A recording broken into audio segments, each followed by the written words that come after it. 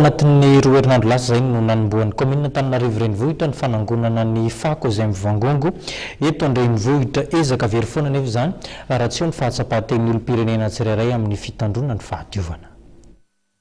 Dabapako miisa 200 isan'andro amin'ireo 7telopolo no diovin'ny mpiasan'ny Samva izay miasa andro manalina amin'ny fanangonana ny fako ny mponina Antananarivo amin'izao fotoana izao taoriana ny fisian'ny fanampiana rabola tany amin'ny Europa Matsivola raha nambarany sekretera jeneraly ny commune Antananarivo renivohitra.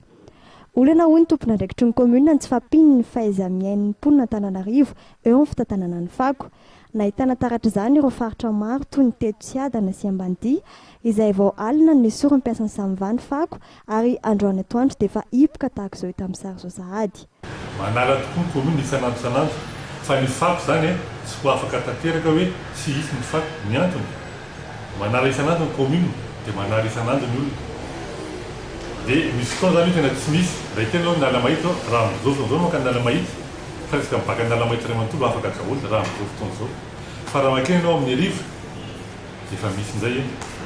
Dia zany hoe le fako hoe afaka tanteraka tsy hisy tsony mihitsy ao impossible. Fa raha ohatsy tsika hanome fotsiny hoe tsy manala ny commune hoe tsy manala roa andro dia tokony tsy azo aleha tsony io. Fa matoa mbola misy kely davy hoe avy natsony ny commune dia mbola manary ny olona.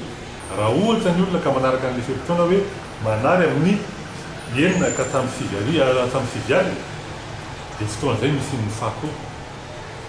Fa ny olona tsy manao an'izany. Ny olona zany manary fako izay tiany hanariana amin'ny fako. Dia manaraka an'izay ny olona koa manary fako misy tsy manary ao anatin'ny bac à ordure fa misy manary manodidina ny bac à ordure.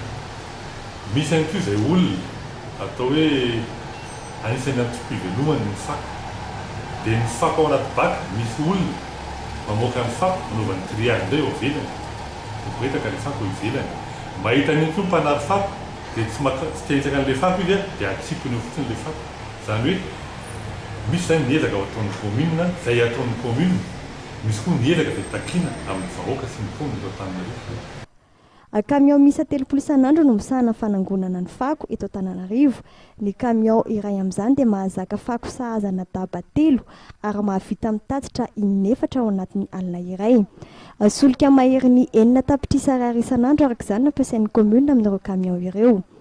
Amin'ny vanim-potoana ny fahavaratra izay manomboka eo amin'ny volana novambra ka hatramin'ny volana janoary dia miakatra avy roeny ny fako eto Antananarivo renivohitra vokatra fampetsahany ny voankazo.